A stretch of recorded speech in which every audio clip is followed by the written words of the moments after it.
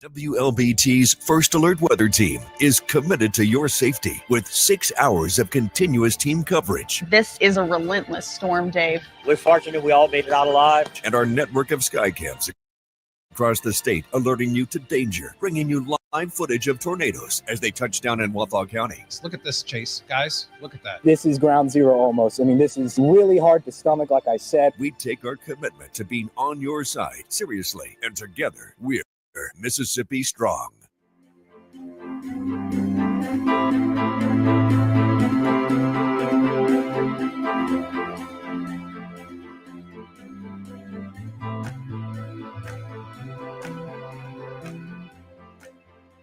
Weekdays, stream First Alert Weather Plus. Good morning, everyone. Thank you so much for joining us. WLBT's First Alert Weather Team is keeping you up to date with the latest information. From your morning commute to your afternoon drive, we're on your side, streaming on your favorite devices. WLBT First Alert Weather Plus.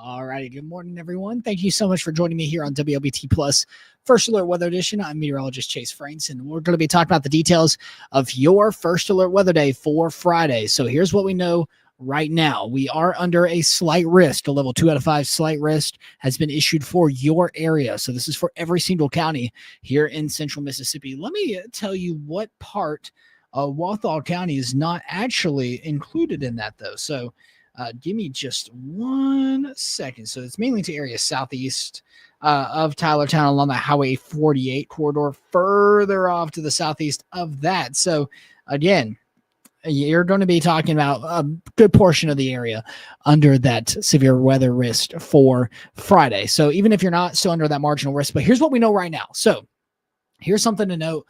The long range models are the only thing that pick up on anything past midnight because we're still multiple days away. It's Wednesday morning. This is a Friday night and into Saturday morning system. So we can pick up on the Friday morning all the way to Friday evening time frame with our high resolution models. However, not into Saturday morning. So that's why I'm going to show you the long range forecast models to show you when it moves out.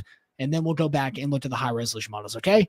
Just want to clarify that before we move into it. So this is a look at one of our long range models. Again, it moves out no later than noon, and then we'll stay fairly dry into the week ahead. But still talking about those rainfall chances ramping up into the morning. It sticks with us overnight and then moves out by Saturday morning at roughly 9 a.m. We should be relatively dry into the day on Saturday. By Sunday, you're looking good though. So here's a look at the high resolution model. Again, showing you these storms firing up into the morning hours for Friday. So with these storms anywhere between, I'd say really midnight and noon, I'd say that roughly between that 12-hour stretch from midnight on Thursday into Friday at noon. You will be talking about chances for damaging winds as well as a quick spin up tornado is possible. However, the daytime heating is going to play a massive role. And if you notice, we stay relatively dry into the afternoon hours, but then into Friday evening, we're going to be noticing these more isolated storms firing up.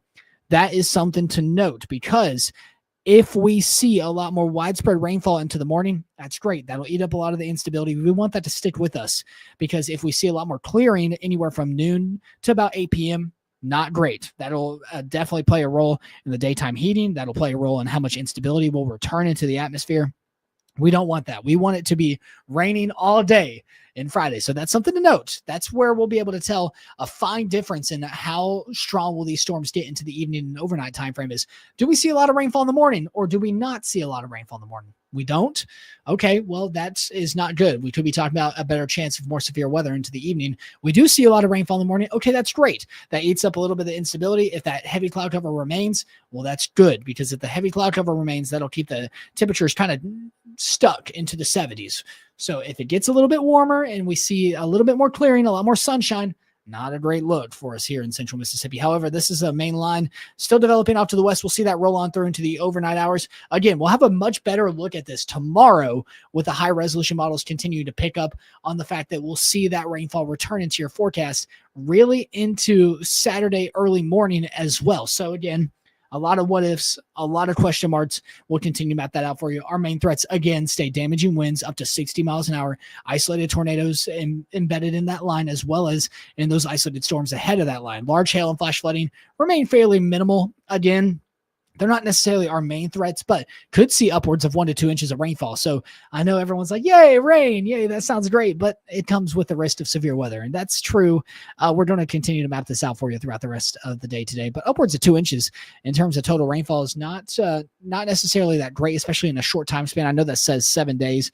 In reality, it'll more than likely be just within that day of Thursday and into Friday and into Saturday early morning. So that's what we're going to be focusing on. Good morning, everyone. I hope you're having a great day. I'm actually going to show you what it looks like out there right now. It is foggy. We are talking about a very foggy look out there in central Mississippi. So you need to make sure you practice safe driving. It's mild as well. Temperatures ranging into the 60s. It's going to be warm into the rest of your day today. We do have that dense fog advisory in effect for every single county here in central Mississippi. You can see how foggy it is out there. So again, this is really the first day that we're starting to get those high resolution models in. So we're looking for that consistency going into the rest of the day today and into your day tomorrow. So please make sure you keep tuning back in.